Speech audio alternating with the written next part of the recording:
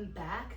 We are at lower body strength now. So, such a love-hate relationship with lower body strength. Anyways, so we're gonna switch up the moves. We are going to do, you're gonna need dumbbells, or if you're going to the gym with this, you can use barbells too, okay? They work the same way.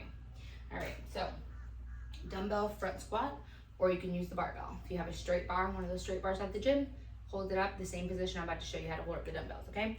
But obviously, guys, remember, do our dynamic warm-ups, get those leg swings in, get those body weight squats, hip hinges, all that stuff, okay?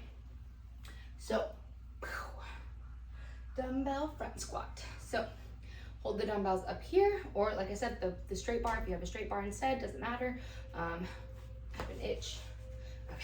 And then you're gonna hold them here at your shoulder level and just literally squat. So feet are a little bit more narrow, and this is gonna be more quad and core. So sit back and push up. Sit back and push up. So this way. So these are our strength phases.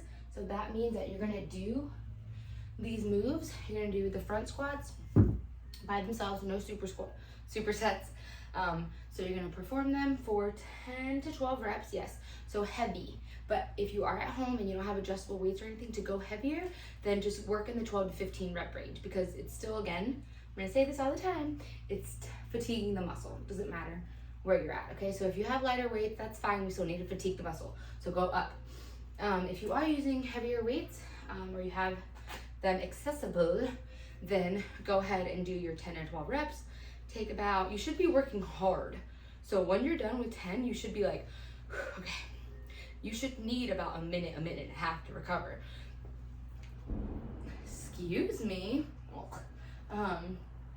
That is, that's how hard you should be working, okay? So, take a break. You do that 3 times, okay? And then we have walking lunges. So we did reverse lunges. Those are a little bit easier. These are a little bit tougher. I'm going to show you both ways you can do regular walking lunges with no kind of, well, you do have resistance, hello, your body, but no added resistance. So you basically step forward, lunge down, and then this is like a consistent movement. You just keep walking. Okay, so you're literally walking to perform these lunges. Or if you're ready for some dumbbell action, then grab your dumbbell, hold them by your sides, and then same thing. Walk it out. Okay, so I'll show you, maybe show you this way so you can kind of see this way. One leg.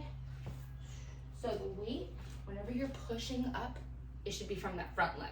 Okay, so I lunge forward. This front leg here, the weight is in my heel, and I'm pushing myself up. And then you see how the back heel is up? Because you're not going to be able to lunge like this. You know, you have to bring up that back heel. Okay, and then step forward. Okay.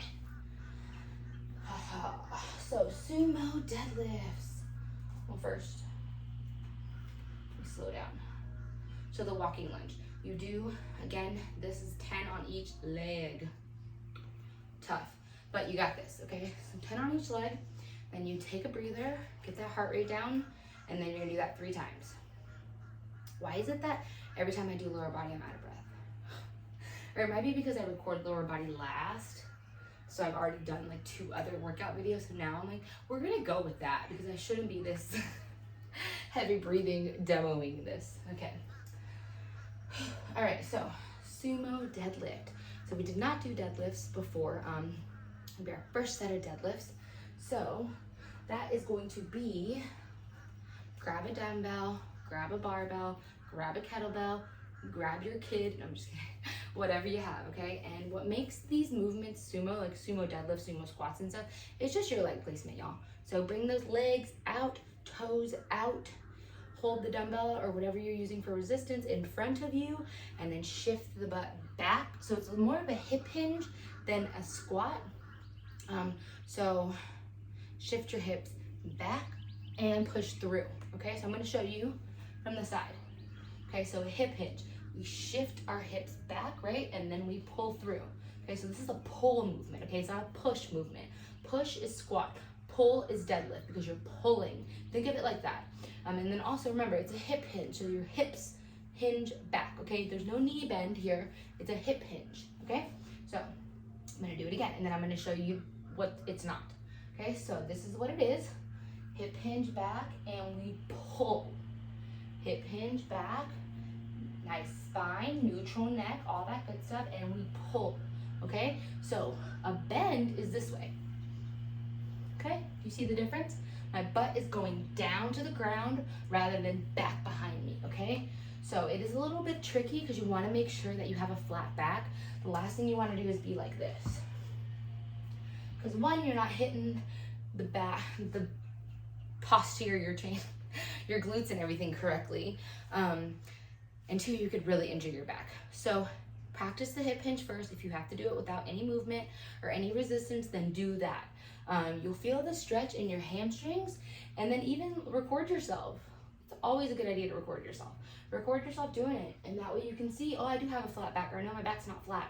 So a couple of cues that I like to say when I'm working with someone in person is chest out, squeeze your shoulder blades. Because that, like if I have a rounded back, when I tell somebody chest out, shoulders back, that automatically does that.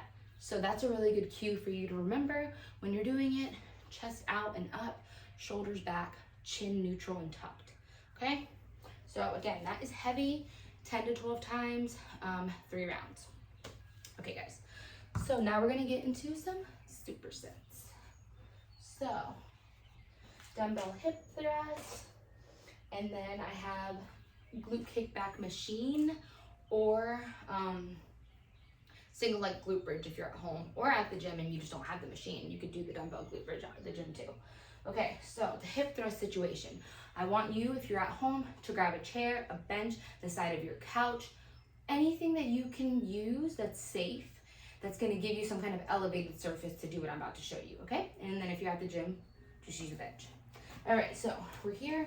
Now you want just your upper back, the shoulder part, upper shoulders, to be on the bench. Everything else is gonna be off of it, okay? So, and I'm putting this in my lap because it's light, but ultimately you shouldn't be able to hold the dumbbell to get in the position. So, down this way, and now my upper back is just here, okay? So, wanna make sure we get our heels in position. So heels completely flat on the ground, and a 90-degree angle. So you see my knees are bent at 90 degrees here. All right, so I'm creating like a nice tabletop. All right, so now from this position, before you grab any weight, you wanna make sure that you can hip hinge properly. So can my butt come down and create a good hinge? Yes, it can. Whenever I push up, do I feel it in my glutes? I could step out a little bit. There you go.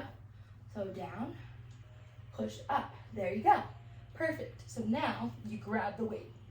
All right. Down, and we push up. Down, and push up. Down.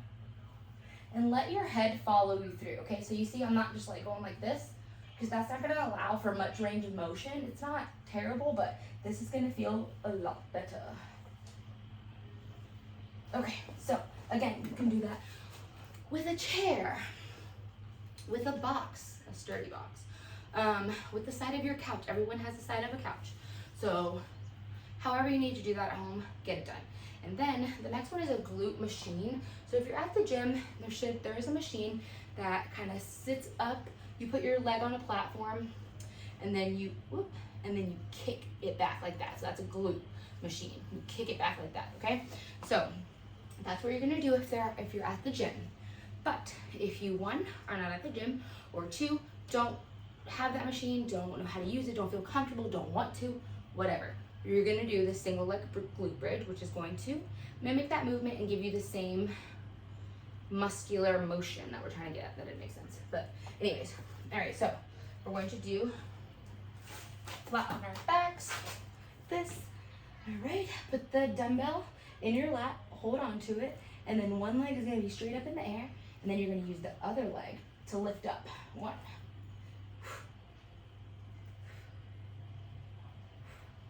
Okay, perfecto. Okay, let's see what we got.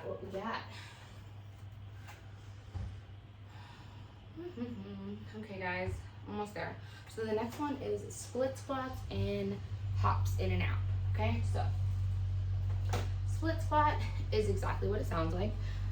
it's almost kind of like you're in a lunge position. Some people call it a split lunge versus a split squat. It doesn't really matter, it's the same movement, okay? So basically you're in that split stance or lunge stance, is why people call it a lunge, but you stay in this position the whole time. So hold on to the dumbbells or don't hold on to dumbbells, whatever you need to do. If you've never done the movement before, do it without dumbbells, at least for the first set.